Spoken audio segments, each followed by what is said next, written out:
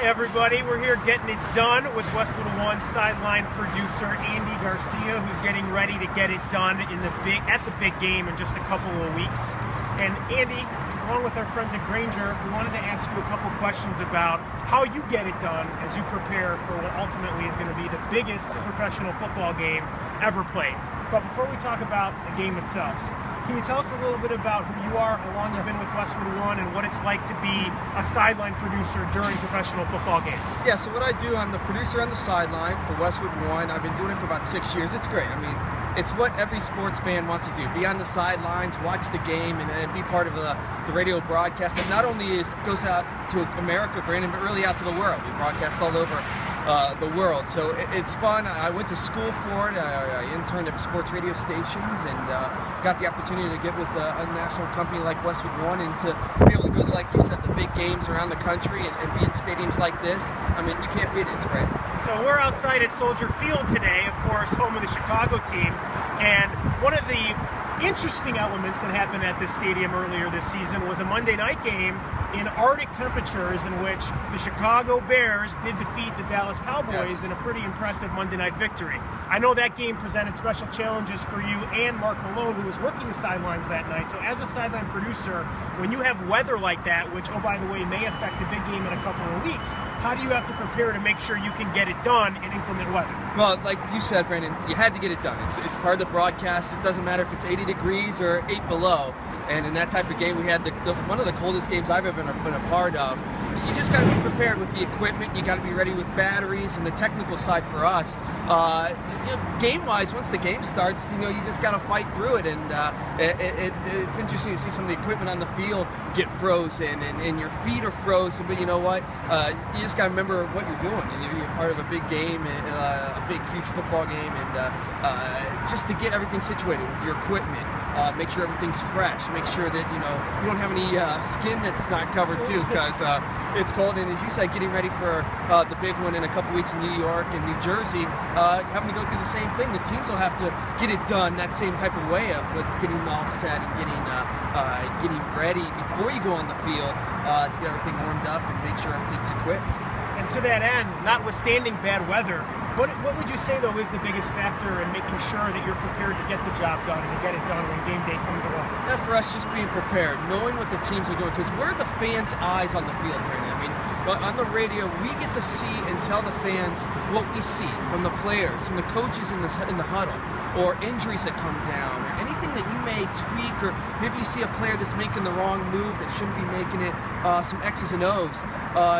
That's how you get ready. You make sure that you know the two teams, and then when you get here and then you're all set up, you just kind of let the game go and let it flow, and then you've got your expert analysis like we do on the sidelines, but able to tell the fans how the teams are getting it done. Is the hardest part of your job in ensuring getting it done, making sure that the executive producer isn't talking in your ear too much during the broadcast? Well, that's part of it. I mean, that's one thing. I mean, not only are we the fans' eyes and ears on the floor, but we're also for the producer and the talent upstairs in the booth here, where we've got to make sure we give them the right information or give them the right tips that can help them out in the booth. And yeah, I mean, you just got to be prepared, but it's a great crew. I mean, you know the crew that we work with, and led by Howie Deneroff, our executive producer, who gets us ready to get the job done right. Make sure we're in the right positions. Make sure we have the right information. Make sure we have the right equipment. Make sure we have the right cue cards and the right signage for sales. I mean, it all develops and it makes it, and that's how we get it done.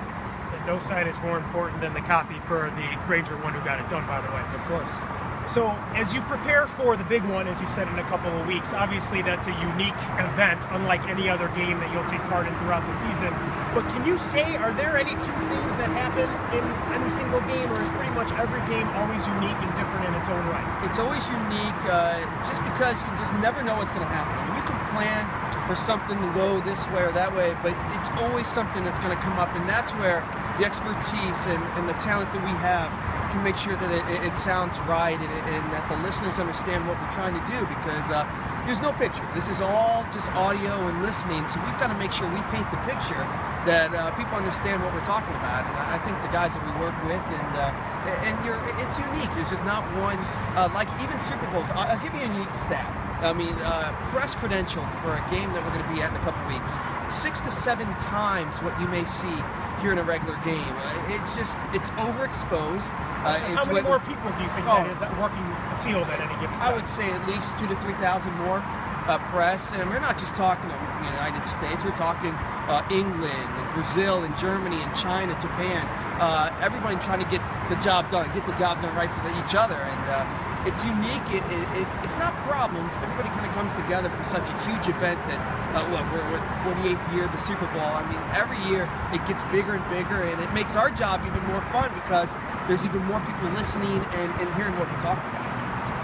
And Andy, when the last whistle sounds on Sunday, February 2nd, and you wake up Monday, February 3rd, or perhaps even before you go to bed that night, how will you celebrate a job well done? Will it be with the guys you're working with on the sideline, some of the other producers? What are the things you're really going to do to celebrate what will be a job well done? Well, I'll tell you, it's a 12-hour day just for the big game anyways. It's a long day.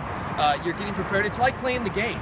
It's like you're getting ready to go out there and go for a championship because we know this is the biggest game of the year. We know the most listeners will be there listening to this broadcast. So you're getting pumped up. You're getting jazzed. As the game's going on, you've got the momentum. And then when you're done, when the broadcast is done, got it done, and it was fantastic, you just kind of want to wind down.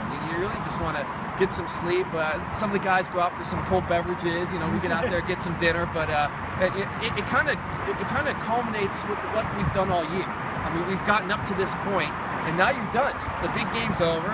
One team got it done, and now you just kind of celebrate and get ready for next year. You celebrate maybe for 24 hours, and then you start thinking, okay, what can we do different here to get it done right next year? I mean, it's never ending, but it's a lot of fun. Well, Andy, thanks very much. We're really excited to see you and Grainger in New York and New Jersey in just a couple weeks, where we'll be getting it done at the biggest game of the year. Thanks a lot. Great.